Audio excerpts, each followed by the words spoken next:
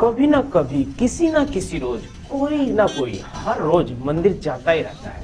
कुछ भगवान से मिलने जाते हैं, कुछ भक्ति में शक्ति ढूंढते हैं और तो कोई आस्था का रास्ता।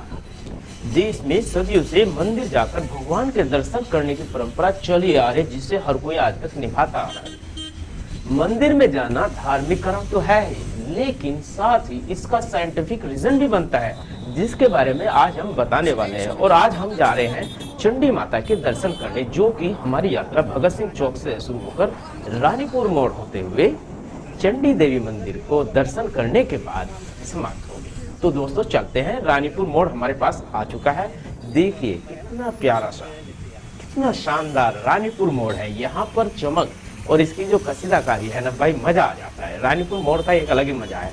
वैसे रानीपुर मोड़ एक बिजनेस पॉइंट भी है। यहाँ पर हर टाइप का बिजनेस करने वाले, जैसे कि इलेक्ट्रॉनिक्स हो गया, इलेक्ट्रिकल हो गया, बहुत सारे होटल्स हैं, ज्वेलरी की शॉप है। यहाँ पर बड़े बड़े शॉपिंग पॉइंट है। तो ये ज्वालापुर का बहुत बड़ा बिजनेस पॉइंट भी है। तो हम यहाँ से होते हुए आगे बढ़ते हैं। दोस्तों हरिद्वार में घूमना एक ऐसा मतलब सुखद वातावरण में घूमना एक अलग ही आनंद आता है। और ऐसे में ये जो जगह है भगवान का घर है, तो जाहिर सी बात है यहाँ पर बहुत सारे मंदिर हैं जो अपनी अलग अलग विविधताओं के लिए जाने जाते हैं। यहाँ पर आपको दक्ष प्रजापति का मंदिर भी मिलेगा, जिसके विषय में आप जानते हो, भोला पार्वती, शिव शंकर, उन सब के विषय में तो खैर पूरी दुनिया ही जानती है, आप भी जानते होंगे। तो यहाँ पर एक शक्तिपीठ है, चंडी देवी शक्तिपीठ।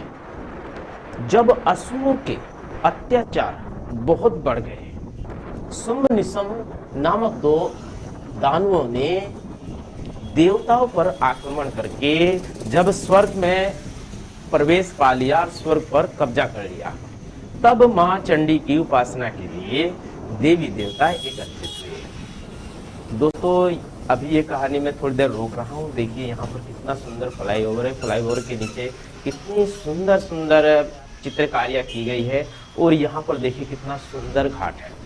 यहाँ पर आप बिल्कुल सुगमता के साथ, मतलब कोई भी परेशानी नहीं होगी। सरकार ने इतना पैसा खर्च करके घाटों को इतना सुंदर बनाया है कि आप कहीं से भी आइए। देखिए भारत माता का कितनी अच्छी सूरत है। और भी यहाँ पर विभिन्न प्रकार की बढ़िया क्वालिटी की अपनी जो संस्कृति है ना, उनकी मूर्तियां मिलेगी। अच्छे अच्छे घाट बनाए गए, इतने लंबे घाटों का निर्माण किया गया कि हजारों यात्री, लाखों यात्री एक बार में स्नान कर सकते हैं। तो आप जब भी हरिद्वार आए, हर की पौड़ी पर स्नान जरूर करें, जो कि बेहद सुगम है और बिल्कुल सेफ है। साफ सुथरे वातावरण में, हरिद्वार का तो वातावरण ही शुद्ध है। यहाँ पर आकर तन भी शुद्ध जाता है और मन भी। तो दोस्तों हम चलते हैं चंडी घाट पुल की तरफ, क्योंकि चंडी घाट पुल के पास से ही रास्ता निकलता है माँ चंडी देवी के लिए। अगर आप बाहर से आ रहे हैं और आप बस अड्डे पर उतरते हैं या ट्रेन से उतरते हैं, तो वहाँ का रास्ता भी इसी रास्ते पर आकर मिलता है। अभी कुछ आगे चलकर आपको मैं दिखलाता हूँ। लेफ्ट साइड में वो रास्ता है जो हाईवे से मिल रहा होता है, जो कि रेलवे स्टेशन और बस अड्डे से आपको लेकर आता है। तो ये जो सामने बस देख रहे हैं, हम आपको और नज़दीक ले जाकर दिखलाते हैं। देखिए बस क्रॉसिंग कर रही है ना, तो ये लेफ्ट साइड का रूट हाईवे पर बस अड्डे से और रेलवे स्टेशन से आता है। वहां से जो भी यात्री आते हैं, यहाँ पर आकर इस रास्ते से आगे बढ़ते हुए आप चंडी घाट के पुल पर जा सकते हैं।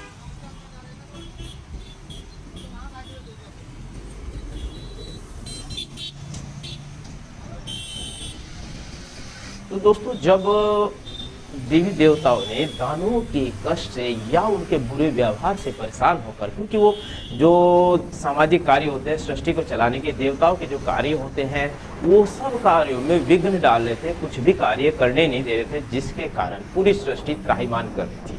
तो देवताओं ने माँ पार्वती को निवेदन किया कि माँ हमें इस दुख से बचाओ, हमारी रक्षा।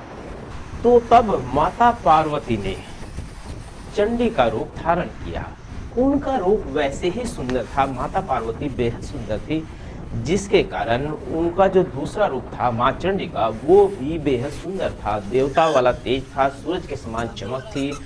तो जो असुर होते हैं उनकी तो नेचर ही असुरों वाली होती है, गंदी नेचर होती है। तो उन्होंने माता पर कुदृष्टि डाली। उन्होंने कहा कि आप हमारी पत्नी बन जाइए, हम आपसे शादी करने के इच्छुक हैं। पर देवी माँ ऐसे गलीच लोगों से, गंदे लोगों से थोड़ी ना ऐसे करेगी। उनका तो रूप ही ये धारण हुआ था उनका नाश करने के लिए। तो उन्होंने अपनी जो लीला है उसे आगे बढ़ाते हुए शादी करने से इनकार कर दिया।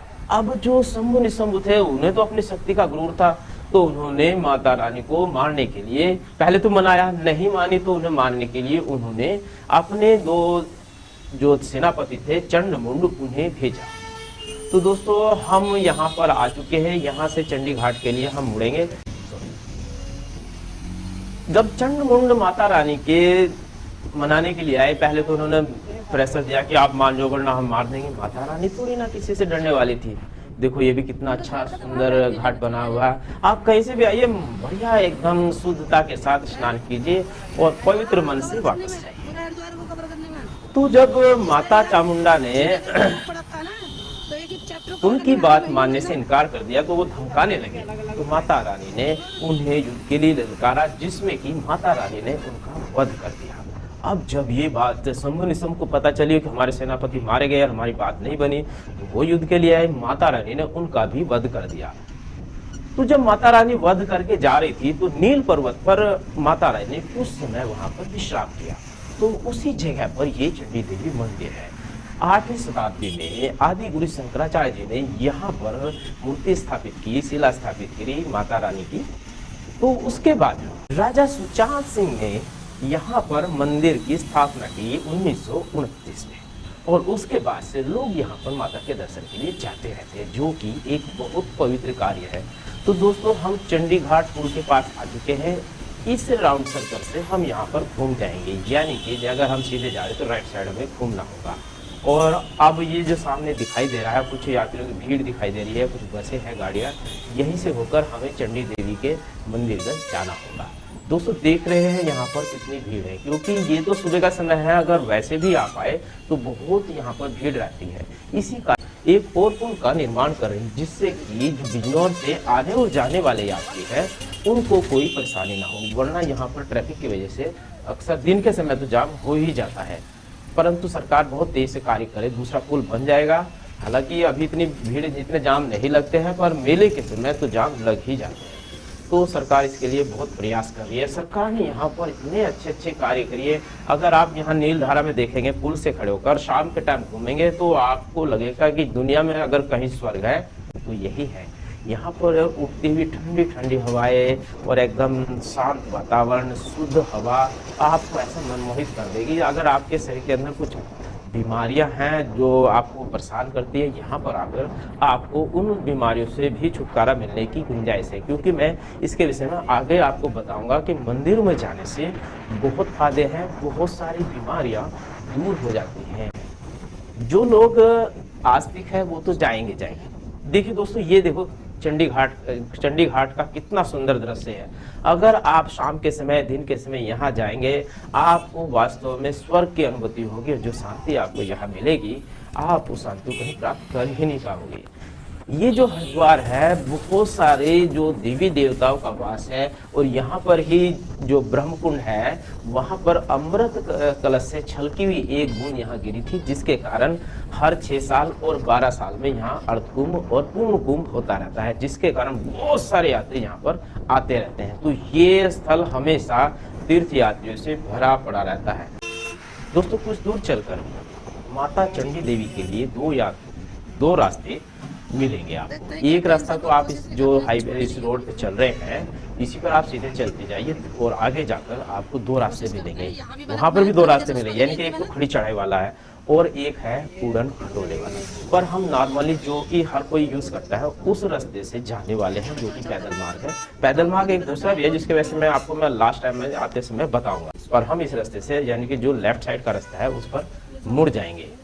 और यहाँ पर कुछ दूर चलकर आपको माता रानी के मंदिर पर जाने वाला पैदल मार्ग मिलेगा, जहां से आप अपनी यात्रा प्रारंभ करेंगे। माता रानी की कृपा मुझ पर जरूर बरसेगी। यही ये विश्वास है जो लोगों को माता रानी के दर पर निरंतर लेकर आता रहता है और लोगों की मनवांछित इच्छाएं निरंतर पूरी होती रहती है। इच्छाएं पूरी होती हैं तभी लोग माता के प्यार को पाने के लिए निरंतर यहाँ पर आते रहते हैं। तो दोस्तों, हम ये लगभग 1-1.5 किलोमीटर का रास्ता है जो कि आप आसानी से पलक झपकते ही पाए, जो कि आप आसानी से पलक झपकते ही पा पाएंगे।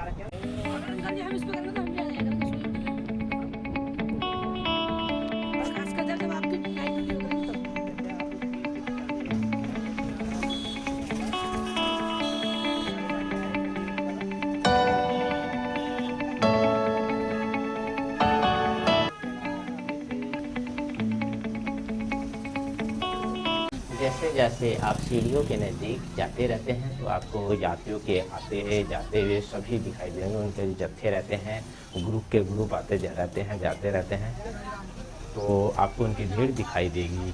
क्योंकि बहुत से यात्री जो सुबह सुबह आते हैं, गर्मी में पहाड़ों पर चढ़ाई करने से थोड़ा शारीरिक पसीना वगैरह निकलता है, हर कोई बचता है। ऐसे में शांत और बिल्कुल सभ्य तरीके से अगर आपको माता रानी के दर्शन करने हैं तो आप सुबह सुबह आइए। हम भी सुबह सुबह आए, तब भी इतनी भीड़ है। कुछ लोग हमसे भी ज़्यादा जागरूक हैं, वो समय से पहले पहुंच जाते हैं और सही प्रकार से दर्शन करके आ जाते हैं।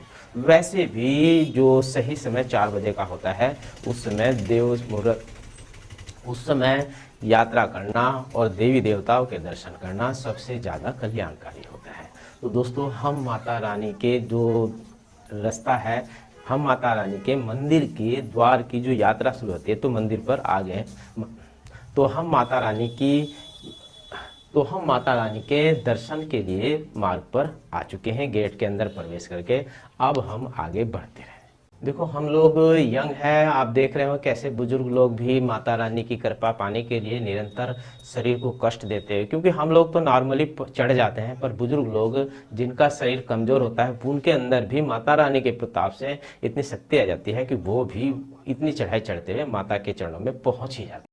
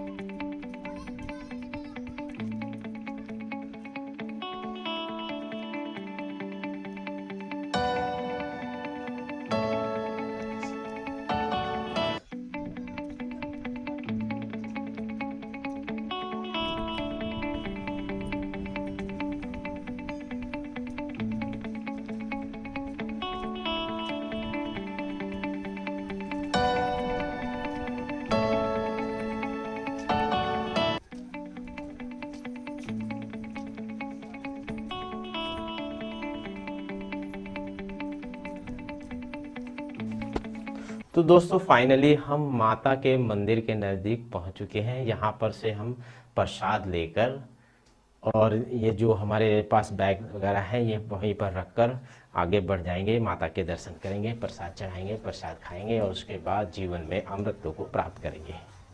अब आप कह रहे हो कि माता के दर्शन होना भी एक अमृत के बराबर ही होता है।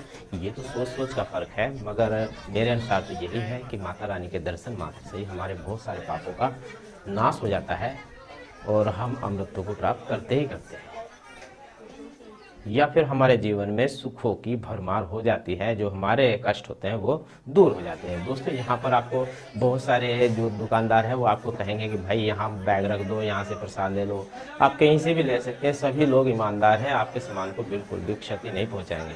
वैसे भी कोई ऐसी पवित्र जगह पर आकर कोई बुरा कार्य कभी नहीं करता। यहाँ पर ऐसी कोई घटना मैंने तो सुनी नहीं कि किसी भी दुकानदार ने आपके सामान के साथ बुरा व्यवहार किया है, चोरी चपाटी की है। तो आप कहीं भी जहाँ आपको सुविधा लगे वहाँ पर अपना बैग रखकर और वो हाथ भी धुलवाएंगे, हाथ धुलकर प्रसाद लेकर माता रानी के मंदिर में जा सकते हैं। जितने भी दुकानदार होते हैं हर कोई कहता है भैया मेरे यहाँ रख लीजिए, मेरे यहाँ रख लीजिए। एक टाइप का एक बिजनेस मॉडल है इनका कि ये आपको सुविधा देते हैं बैग वैग रखने की, साथ में इनका प्रसाद भी बिक जाता है। तो ये कोई बुराई नहीं है, देखिए आपके भले के लिए वो कर रहे हैं। आपको अगर आपको प्रसाद बेच रहे हैं, प्रसाद का तो कीमत ले रहे हैं वो, और आपके सामान की रक्षा भी करते हैं, तो ये आपके लिए फायदेमंद ही रहता है। तो आप कहीं पर भी जाइए, अपने जूते वगैरह रखिए, अपना सामान वगैरह रखिए, क्योंकि वहाँ अंदर जाने में ना कुछ लोग गलत तत्व ना रहे, या फिर सरकार की भी कुछ पाबंदियाँ, कोई गलत बम वगैरह ना लेकर आ जाए, तो इसलिए बैग वगैरह बाहर रखना ही शुभकारी होता है या सभी के लिए फायदेमंद होता है। तो चलिए मंदिर के दर्शन कर लेते हैं। तो बोलो जोर से जय माता दी। दोस्तों जब आप मंदिर में जाते हैं और मंदिर के सामने लगा हुआ घंटी को जोर से बजाते हैं, देखिए घंटी बज रही है, तो आप इस घंटी को बजाइए, तो इसकी ध्वनि से भी आपके शरीर के बहुत सारे अंग जो निष्क्रिय होते हैं वो जागृत हो जाते हैं और आपको बहुत सारी सुविधा या बहुत सारे बेनिफिट्स देते हैं। तो मंदिर के हर चीज में फायदा रहता है। पैदल चल रहे हैं तो पैदल एक्यूपंक्चर होता है, जिससे कि आपके शरीर को एनर्जी मिलती है। बहुत सारे जो पॉइंट्स आपके प्रेशर पाकर एक्टिव होते हैं, वो शरीर को बहुत सारे हार्मोन्स देते हैं, जिसके कारण शरीर स्ट्रॉन्ग होता है। अभी देखिए सुबह सुबह अब आए हैं तो ये बेनिफिट मिलता है सुबह आने का। देखो बिल्कुल भीड़ नहीं, वरना यहाँ पर इतनी लंबी लाइन लग जाती है, इतनी लंबी लाइन लग जाती है, तो फिर बहुत ज़्यादा घुमा फिरा के यात्रियों को यहाँ भेजा जाता है। अब चूंकि हम सुबह सुबह आए थे तो यात्री अभी आना शुरू हुए थे, जो कुछ तो हमसे भी जागरूक थे वो होके भी चले गए थे। तो हमें तो भाई दर्शन माता रानी के बहुत आसानी से हो गए। आपसे भी निवेदन है, आप भी कभी आए तो कोशिश ये कीजिएगा कि प्रातः काल में आए, सुबह सुबह दर्शन करने में आपको आसानी रहेगी। अगर गर्मी के समय आ रहे हैं तो मेरा तो यही कहना है कि आप सुबह आइए और माता के दर्शन कर कर शांति के साथ अपने कार्य में लग जाइए, क्योंकि इसके बाद आप हरिद्वार जाएंगे, घाट पर जाएंगे, स्नान करेंगे, वहाँ चाहे पूरे दिन घाट पर स्नान कीजिए। इतने सारे घाट हैं, इतने लंबे लंबे घाट हैं, अपनी सुविधा के साथ जहाँ भी आपको उचित लगे वहाँ स्नान कीजिए और चाहे पूरे दिन स्नान कीजिए, शुद्धता ही मिलेगी। गंगा जल में नहाने और गंगा जल का सेवन करना, जय माता दी जय माता दी, गंगा जल का सेवन करना तो वैसे ही आपको बताया बहुत सारी बैक्टीरिया खत्म कर देता है। तो आपको अगर स्वस्थ रहना है तो यहाँ आइए, माता के दर्शन कीजिए, उसके बाद फिर पुनः गंगा स्नान कीजिए। तो वैसे तो लोग यही कहते हैं कि स्नान कर कर मंदिर जाना चाहिए, पर उसके बाद जब गर्मी से आप परेशान रहते हैं तो भी आप वापस आकर गंगा स्नान कर सकते हैं, पूरे दिन घूम सकते हैं। इसके अलावा भी यहाँ पर बहुत सारे टूरिस्ट पैलेस है, जैसे लच्छीवाला जाइए, बहुत अच्छा टूरिस्ट डेस्टिनेशन है, बहुत मज़ा आता है। उसके बाद सहस्त्रधारा जाइए, गुच्चूपाना जाइए, केम्प्टी फॉल जाइए, बहुत सारी जगह यहाँ पर ऐसी हैं कि आप यहाँ पर आकर पूरा दिन सुख शांति के साथ बिता सकते हैं। माताओं का दर्शन करके, देवी देवताओं के दर्शन करके अपने जीवन को सफल बना सकते हैं। तो हमने यहाँ पर दर्शन करने के बाद हम यहाँ निकलकर बाहर की तरफ चलते हैं और हम जाएंगे अंजना माता के मंदिर में। ये दोस्तों ये कहा जाता है कि जब आप चंडी माता के दर्शन करते हैं तो अंजनी माता के दर्शन भी करना चाहिए, ताकि आपकी पूजा पूर्ण हो। कहा यह जाता है कि भाई जब तक आप वहाँ नहीं जाएंगे, अंजनी माता के दर्शन के लिए नहीं जाएंगे, तो यात्रा अधूरी मानी जाएगी। तो हम आगे जाएंगे अंजनी माता के दर्शन के लिए।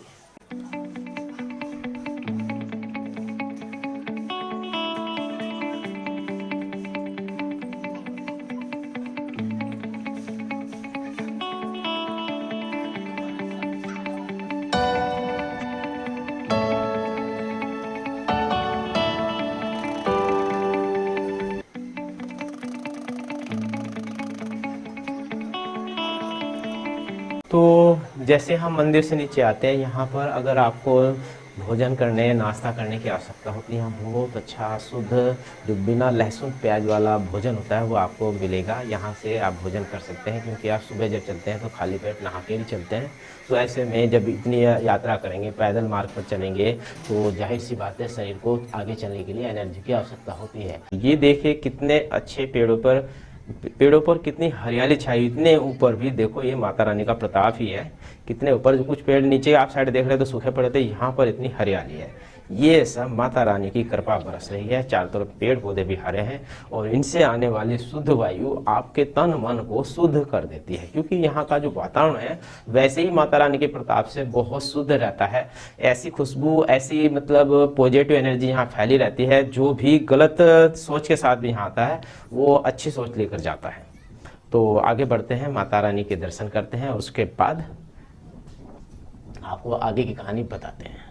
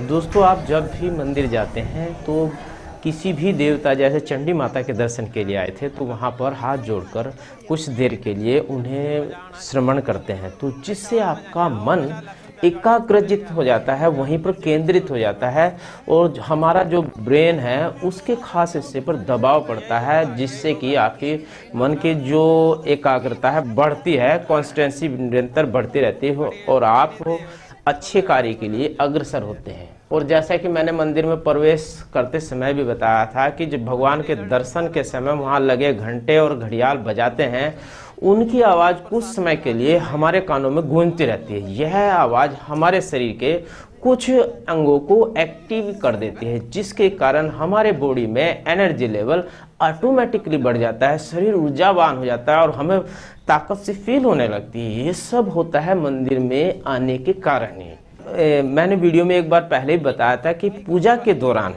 जब हम दोनों हाथों की हथेलियों को, उंगलियों को मिलाकर तालियां बजाते हैं और हाथ जोड़कर प्रभु को प्रणाम करते रहते हैं, तो उन पर बने पॉइंट पर प्रेशर पड़ता है। ताली बजाइए या फिर हाथ जोड़िए, इससे आपके कुछ पॉइंट्स हैं उन पर प्रेशर पड़ता है, जिससे बॉडी फंक्शन अच्छी तरह से काम करते हैं और हमारा इम्यूनिटी सिस्टम स्ट्रॉन्ग से स्ट्रॉन्ग हो जाता है, जैसे कि आपने कोरोना काल में देखा था। दोस्तों, जब आप मंदिर से दर्शन करने के बाद नीचे की तरफ यानी कि ढलान की तरफ चलते हैं तो आपका मतलब पैर रुक नहीं पाते और आगे की तरफ तेजी से भागते हैं, मजा आता है। पर यहाँ पर आपको पैरों को ब्रेक मारना पड़ता है और बार बार ब्रेक मारने से आपके पैरों में कपकपी महसूस होने लगती है। भाई मुझे तो हो रही है, मैं तो भैया ऐसा लग रहा कि अगर कुछ देर विश्राम नहीं किया तो पैरों की ब्रेक फेल हो जाएंगी, क्योंकि बहुत दिनों बाद आना, लगभग 2-2.5 साल बाद मैं यहाँ आया हूँ। पहले जो कोरोना काल बीता उस दौरान हम कहीं निकले ही नहीं, तो समझो कोरोना काल के बाद मेरी खुद की ये पहली यात्रा है और ये पहली मैं वीडियो आप लोगों के लिए बना रहा हूँ। उसके बाद मैं 18 तारीख को शाकुंभला देवी के दर्शन के लिए जाने वाला हूँ। अगर आपको ये वीडियो अच्छी लगी तो मैं वो वीडियो भी बनाकर आपके लिए पेश करूँगा। तो दोस्तों, यहाँ पर ढलान पर एक चलने का मजा ही अलग आता है और मन भी करता है चलो यार दौड़ लगाते हैं, पर डर यह लगता है कि अगर लास्ट में जाकर ब्रेक ना लग पाए तो प्रभु मिलन भी हो सकता है। खैर, अभी माता के दर्शन करके आए हैं, ऐसे आंसू बात नहीं बोलूँगा, पर यह है कि ऐसा हो सकता है। हर चीज़ पर कंट्रोल बेहद ज़रूरी है ताकि आप सुरक्षित रहें, सुरक्षित अपने घर पहुँचें, क्योंकि हर कार्य के लिए कुछ नियम, कायदे और कानून होते हैं, उनको पालन नहीं करेंगे तो नुकसान हमारा ही होगा। तो दोस्तों, धीरे धीरे हम नीचे पहुंच जाते हैं और फिर आपसे बात करते हैं कि वो 2 रास्ते और कौन कौन से, मैं आपको वहां पर भी ले जाकर दिखलाऊंगा। उसके बाद हम घर के लिए प्रस्थान करेंगे।